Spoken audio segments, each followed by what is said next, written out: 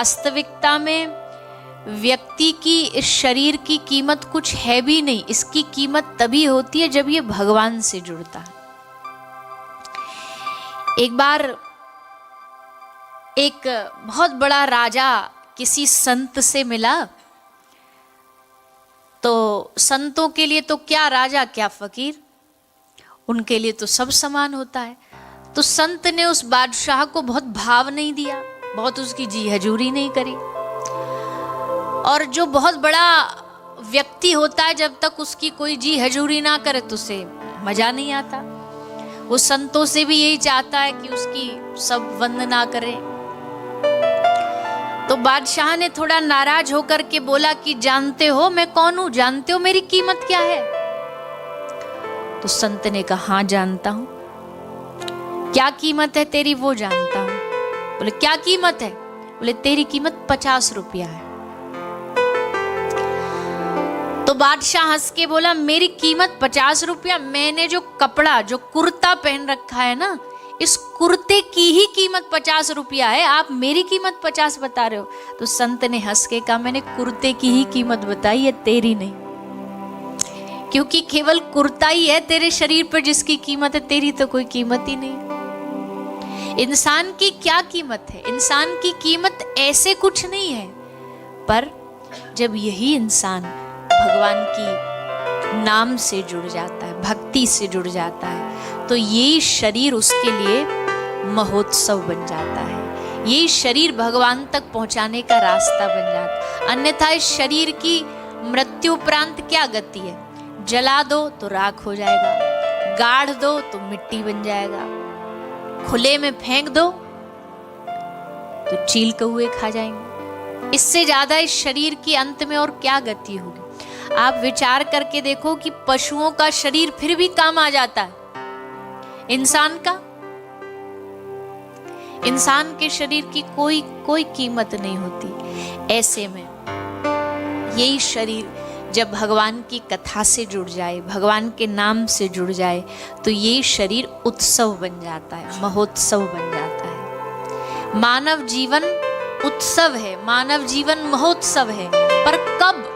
जब ये भगवान से जुड़ा होगा, नहीं तो मानव जीवन निराशा से भरा हुआ है। कल भी कहा दुःखालयम अशाश्वतम। संसार में एक दुख जाता नहीं दूसरा आ जाता है, दूसरा जाता नहीं तीसरा आ जाता है। ऐसे में अगर ये शरीर भगवान से जुड़ेगा, उनकी कथा से जुड़ेगा, तो इसका कल्याण होगा। तो आप हम सब 5-6 दिन से यहाँ बैठ करके भगवान की कथा का श्रवण पान कर रहे हैं।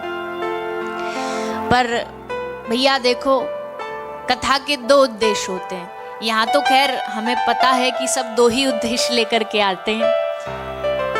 हम जब कथाओं में अपने भारत में कथा करते तो हम कहते भैया कथा ही सुनने आना, कथा भी सुनोगे तो फिर कथा का असर नहीं आएगा। पर अब यहाँ तो हम क्या कहें, अब यहाँ तो भी है और ही भी है। कुछ ऐसे जिनके लिए कथा ही ये ट्रिप का उद्देश्य होता है, कुछ ऐसे भी होंगे जो कथा भी चलो अब करी आते हैं, संग संग में कथा भी सुन लेंगे।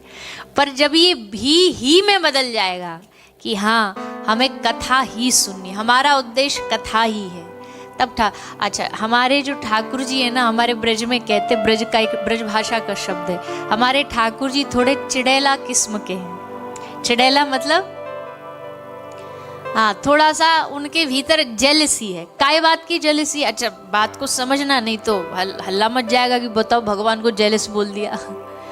जेलसी मतलब उनके भीतर ये भाव है कि चाहो तो हमको ही चाहो, फिर दूसरे को ना चाहो।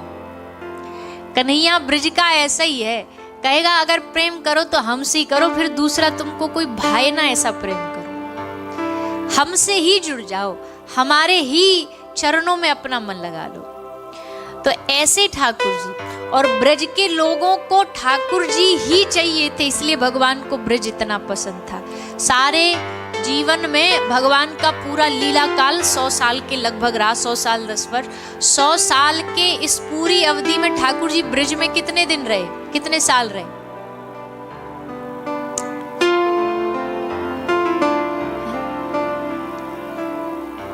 16, 14, 12,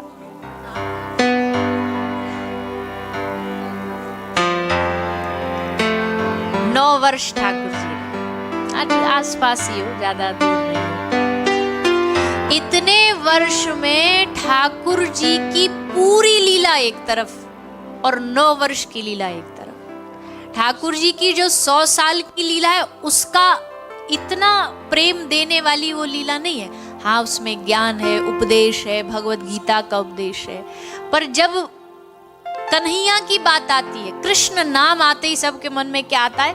वृंदावन, माखन चोरी, महाराज। वो लीला का जो पल्ला है वो 100 साल की लीला के पल्ले से भारी है। ठाकुर जी सखा बने, ठाकुर जी लाला बने, ठाकुर जी मित्र बने, ठाकुर जी प्रियतम बने। और हम तो कहते हैं कि भगवान से कोई ना कोई संबंध जब जुड़ जाता है ना तो भगवान को बड़ा आनंद आता है, भगवान को बड़ी प्रसन्नता होती है कि इसने हमसे कोई रिश्ता जोड़ा। और उस रिश्ते से एक हमारे ब्रज में बहुत प्रसिद्ध हुए ग्वारिया बाबा, वृंदावन में। वो यमुना जी के दूसरी साइड में रहते थे, माठ गांव है उस तरफ रहते थे। तो ग्वारिया बाबा ने एक बार क्या हुआ, उनके गांव में कुछ चोर आए चोरी करने के लिए।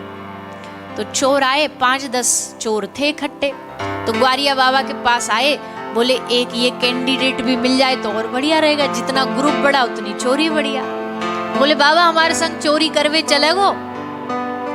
अब बाबा का भाव देखो, बाबा ने सोची अच्छा हमारे ब्रज में ऐसा मानते अगर एक गली में कहीं आपको 5 से 6 बालक खेलते हुए नजर आ जाए ना तो इसका मतलब है इनके बीच में कहीं कन्हैया भी खेल रहा है, ऐसा भाव मानते।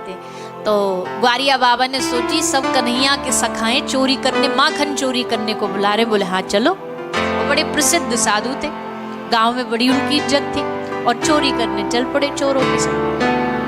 अब चोरी करने गए, चोरों ने चोरी का सामान उठाया, कोई पैसा उठा रहा है, कोई कपड़ा उठा रहा है, कोई रुपया उठा रहा। वहीं एक रखी थी ढोलक।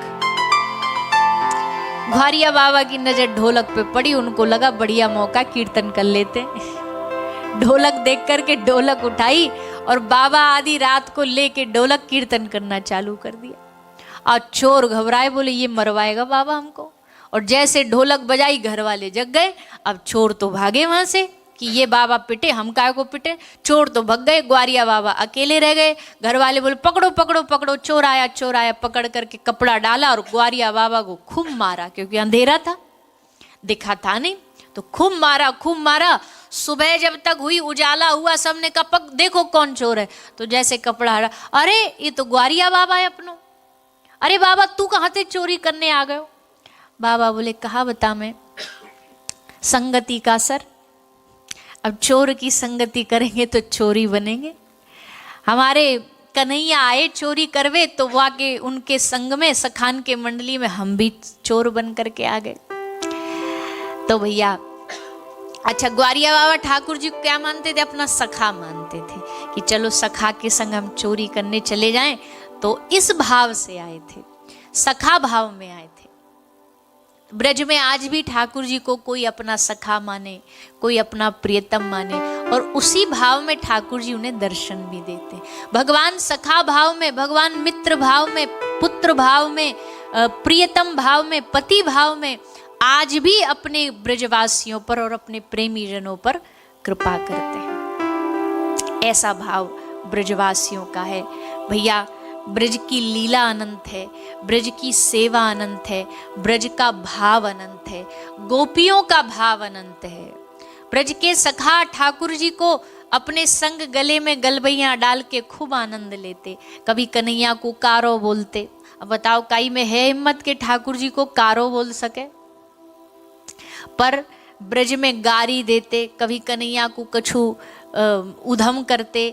ऐसी सब लीलाएं ब्रज मंडल में। एक दिन ठाकुर जी ने सोची ये सबरे ब्रज के ग्वाला मोकू भगवान तो माने ना है, आज इनको थोड़ा ट्राई करके देखते हैं कि इनको यकीन दिलवाते हम भगवान हैं। तो ठाकुर जी ने कैसे यकीन दिलवायो? भगवान ने सब ग्वाल वालन को इकट्ठो करो, एक मीटिंग करी और बोले भैया देखो आज हम तुमको कुछ बताना चाहते हैं। सब बोले बोलिए प्रभु बताइए, क्या बताना चाहे? ठाकुर जी बोले हम जानते हो कौन है? मनसुख बोलो हाँ जानू कौन है।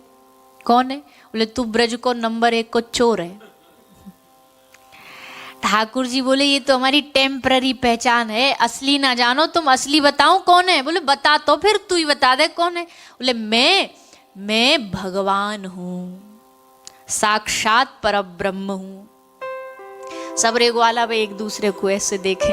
एक ग्वाला बोलने हटियो मुंह बात कर लें दयाते डायरेक्ट। ग्वाला बोलो कौन है तू? बोले मैं भगवान हूं। बोले तेरे लक्षण है भगवान जैसे कछ,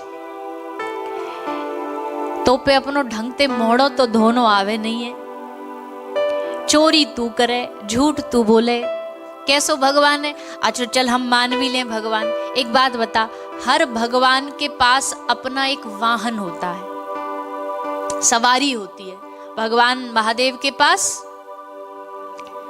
नंदी है, देवी माता के पास, नारायण भगवान के पास गरुड़ भगवान है। बोले तेरे पास तो गधाऊ ना है, तू काहे को भगवान, तेरे पास तो सवारी ही नहीं है। ठाकुर जी बोला अच्छा अगर हमने गरुड़ भगवान बुला लिए तो मान लोगे कि हम भगवान हैं? यकीन कर लोगे? ग्वाल बाल बोले एक बार दिखा दे फिर सोचेंगे। ठाकुर जी ने तुरंत आदेश दिया गरुड़ भगवान को, हाजिर हो पधारो।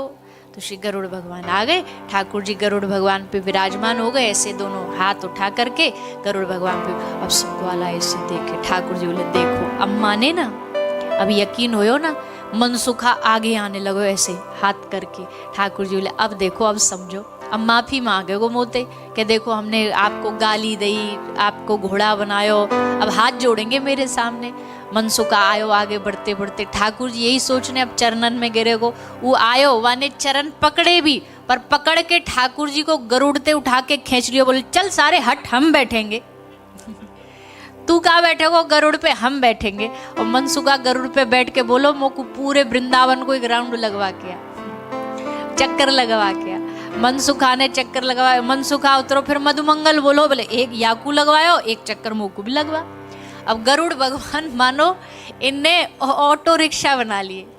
सबरे ब्रज में सबरे ब्रजवासी गरुड़ भगवान को लेके एक एक चक्कर लगवा। जैसे गांव में कोई नई गाड़ी आ जाए ना, नया कोई गाड़ी आ जाए तो सब बोले भैया हमको एक बार बिठा दे, हमको। पूरे गरुड़ भगवान को ने बिठा बिठा के ब्रजमंडल में चक्कर लगाए। ठाकुर जी खूब हंसे। ठाकुर जी बोले ये ब्रजवासी ना मानेंगे कि हम भगवान हूँ। गरुड़ भगवान ते कही तुम और चले जाओ, नहीं तो तुमको यहीं ठाड़ो कर लेंगे, सवारी डुबाएंगे तुमसे। कहने का मतलब भाव यह है कि भैया ब्रज का प्रेम ऐसा ही है। ब्रज का प्रेम भगवान वाला नहीं है, ब्रज का प्रेम अपनापन वाला है। ठाकुर जी हमारे अपने हैं। अब देखो आप 10 दिन लगभग 8-9 दिन घर से दूर हो, घर वालों की याद आती है कि नहीं आती? बाल बच्चों की याद आती है? फोन करते हो घर पे, पूछते हैं भैया ठीक हो, सब आनंद मंगल है? वो आपसे पूछते होंगे कि जी आप ठीक हो, कोई दिक्कत तो नहीं है? ऐसे में अब घर वालों को याद करना है, घर वालों को फोन करना है, घर वालों से बात करनी है। ये हमको कभी माइक से आपको समझाना पड़ा, बोलना पड़ा कि भैया रोज घर फोन कर लेना, रोज याद कर लेना उनको? कोई प्रवचन सुनाना पड़ा इसके लिए? अपने आप करते हैं। क्यों? क्योंकि आपको ये पता है कि वो मेरे हैं, मेरा बेटा है, मेरा पति है, मेरा भाई है, मेरा पुत्र है, ये पता है आपको। इसलिए बिना किसी प्रवचन, बिना किसी फोर्स के आप करते हैं।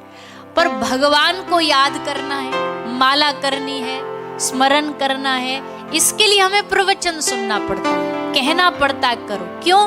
क्योंकि अभी उनसे मेरापन ना हो। जब मेरापन हो जाएगा तो जैसे मेरों को याद करने के लिए कहना नहीं पड़ता, ऑटोमेटिकली याद आते हैं, स्वाभाविक याद आते हैं। वैसे ही जब उनसे हमारा अपनापन हो जाएगा तो ठाकुर जी हमें स्वाभाविक याद आएगा। और एक बात और कहें, जैसे 7-8 दिन की यात्रा के बाद हमारा मन करता है ना, अरे अब बस घर चले, अब वो घर का बिस्तर मिल जाए, घर का भोजन मिल जाए, वो यात्रा बस अब पूरी हो जाए, बस अब अपने घर पहुंच जाएं। हम कहते हैं भैया घर पहुंच के भी वो भी यात्रा ही है।